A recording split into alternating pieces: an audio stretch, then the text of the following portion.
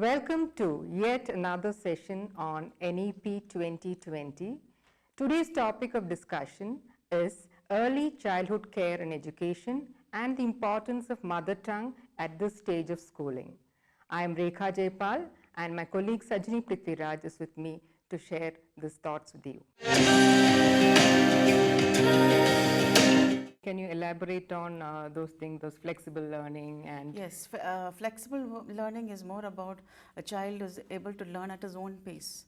So before, they were the foundation stage. At the foundation stage, they were more exposed to the traditional classroom where the children, where the children is expected to sit on their chairs and just memorization. Yes, right? Exactly. Now it's more like they can learn at their own place, and there is a lot of the classroom are also designed as per their age, where there is a lot of freedom of movement according to their interests. Yes, according to their interest. So they have these learning corners, and I believe it's like that, yes, right? Yes, they have this learning corners, a reading corner, a playing corner, and the teacher is more supposed to use mother tongue. Mother tongue plays a very important role here, where she goes down to their level to make them understand. You know, the best one is the puppetry corner I like, because the children, since we allow them to speak in their mother tongue, you know, they enact like they're members of the family and how the slang they use. It's so nice. They come out of their shell. Yes, and even play-based learning is also plays a very important role in early childhood care. Where now before the traditional way we would just say A for apple or A, but right now many things are coming here into play. Yeah, the phonics and even art. And children are supposed to play with the clay, and they are supposed to do sand writing, and so many things that we can think about in this playway method. And before they get their books to write, they are introduced to letter or A, all the letters, or even be it numbers or even environmental science. They're all been exposed to puzzles and toys, and more of games are coming. Yes, more of hands-on activities are coming into the classroom.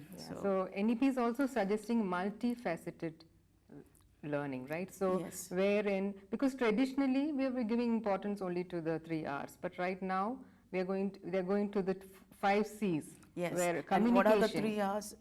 It is, multifaceted. Actually, we are going beyond those 3 R's. And what are the 3 R's? It's reading, writing, and arithmetic. And now the child's socio and emotional development is also being considered, which is very good, not just the cognitive part. Yes. So that is why the 5 C's come into play. And we have the 5 C's starts with communication. Again, the mother tongue plays a very important role.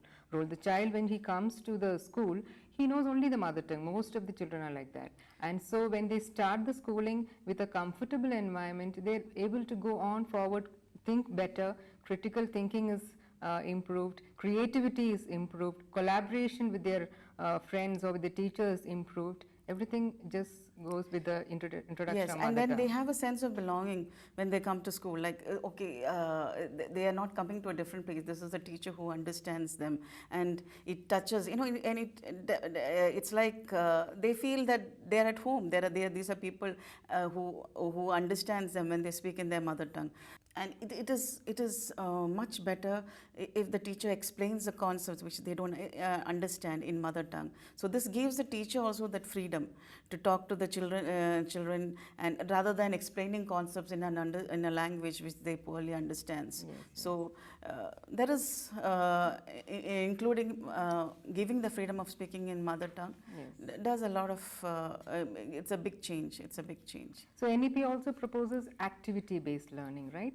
So as the name suggests, the children learn through hands-on activities. Yes. Yeah, they use manipulatives and they play with that, and then they learn the concept through that. So this shows that, you know, we have to, for early childhood education, we need to include a lot of toys, puzzles, and even art and dance and all this. Music, this is all coming to being. And this is so then the child who is starting with their schooling finds it interesting.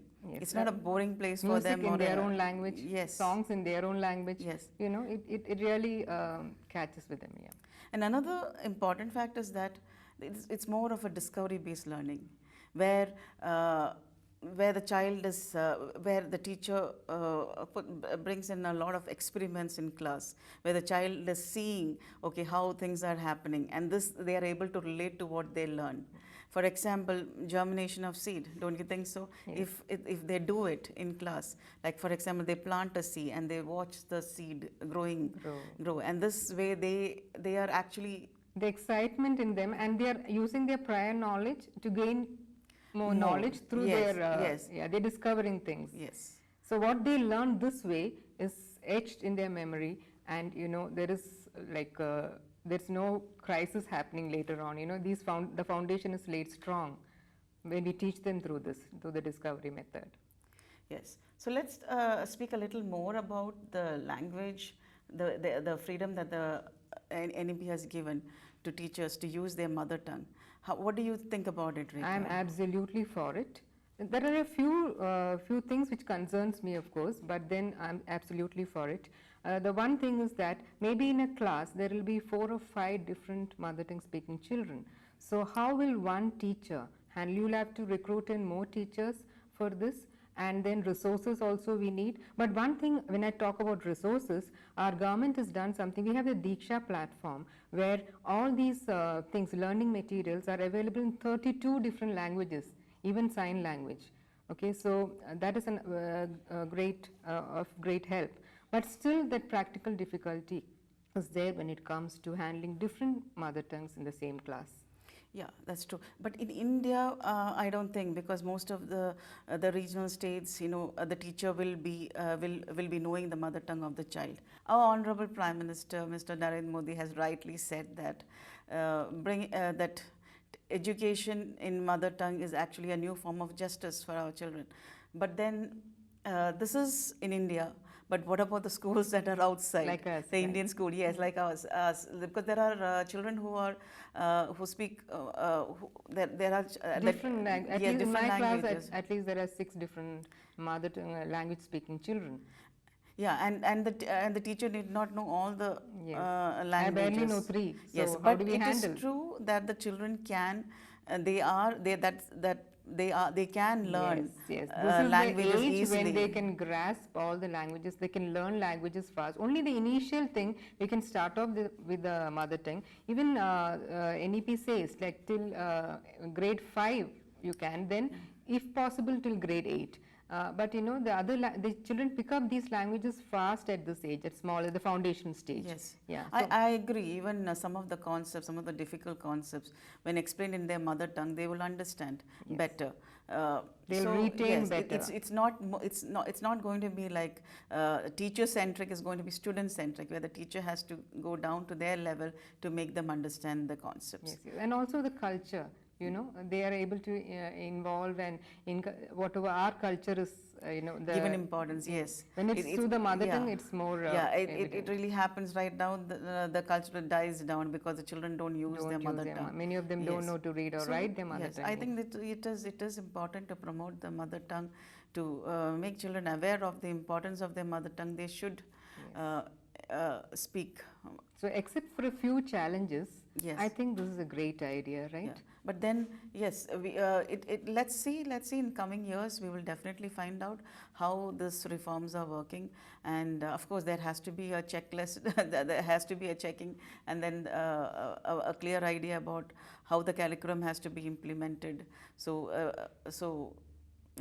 we will, I'm sure these reforms are going to play a vital role in our education system, in developing our system. So I would like to conclude by telling what our Honorable Prime Minister Mr. Modi said. He said that the motive of NEP is to prepare the present generation and the oncoming generation to be future ready. Thank you.